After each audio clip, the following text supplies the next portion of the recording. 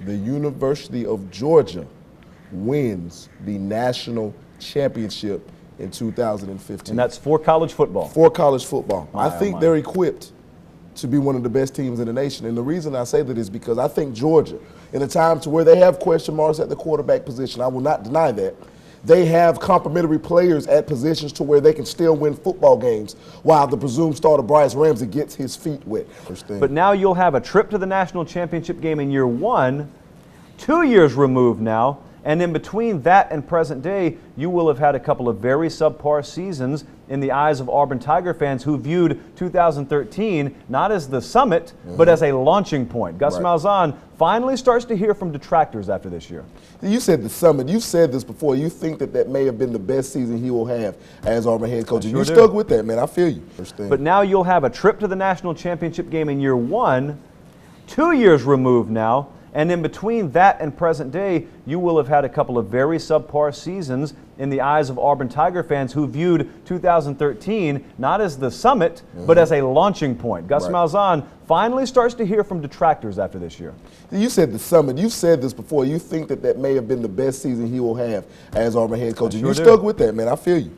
Number two, I think the University of Southern California will dismiss at least 3 players this year due to behavior reasons. And you didn't say coaches? No, I said dismiss players.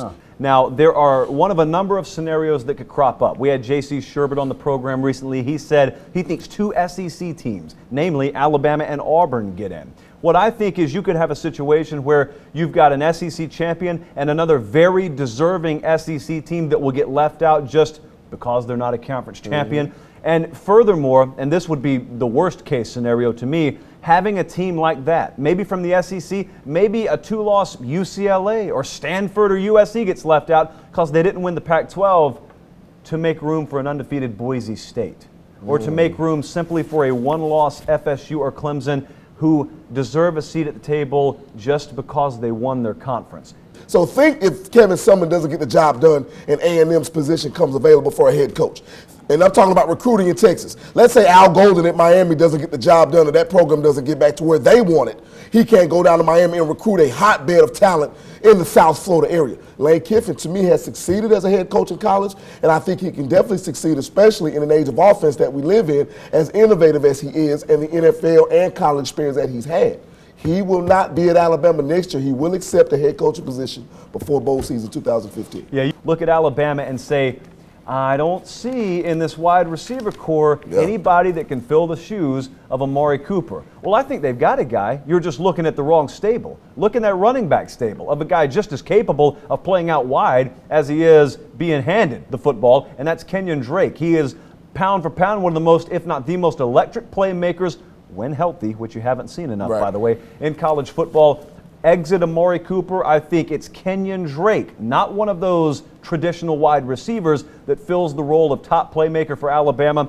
These teams will be in contention because of these players. And I think, and it may be more than one there, but I think a Heisman Trophy winner will be at the running back position. And really because a lot of the quarterbacks that we were tallying over the last couple of seasons, they're now gone. Now, if you're going to throw Connor Cook in my face, I'm going to walk off because there's no way this guy should end up in New York, but he'll be there. He'll be the offensive man to Italia, I guarantee you, because everybody loves Michigan State. They want the Big Ten to be back, and Connor Cook is just this feel-good story. Oh, this guy came from nothing. He's now under Coach D'Antonio. He's doing everything. He'll be there. He won't win, and if he does win, I'll never watch the Heisman again. And they'll be mad that they miss me. Do you believe in angels? Yes. I do too, because I've watched Michigan State football. You go, Connor Cook. Guy, replace the helmet with a halo. God bless you, Connor Cook. You remember this time last year, we did predictions for the ACC. Right. Who did I pick? North Carolina. Yeah. So that didn't work out. But you know what they say about blind squirrels and broken clocks. So this year, the winner of the ACC will be the Virginia Tech Hokies. That's who will win the ACC. And I know the top 2 favorites in this conference are Florida State or Clemson in no particular order, depending on which side of the fence you fall on.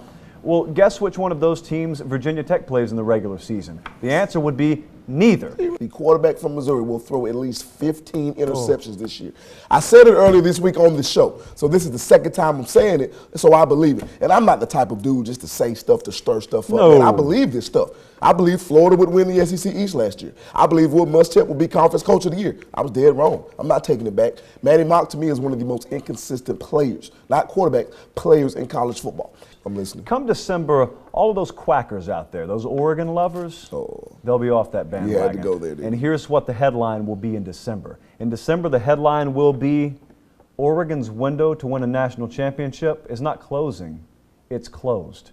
You're going to learn very quickly this year, I think as early as week 2 when they go to Michigan State. But you'll definitely learn it when they get into that conference slate out there. Number 1, the tide collectively in the Pac-12 has risen. And number 2, the regression of Oregon's program post-Chip Kelly will be readily apparent. It was masked for 1 year longer than it should have been because of Marcus Mariota, who was a high first-round draft pick. So in the last couple of years, you've lost an NFL caliber head coach and a first-round caliber quarterback.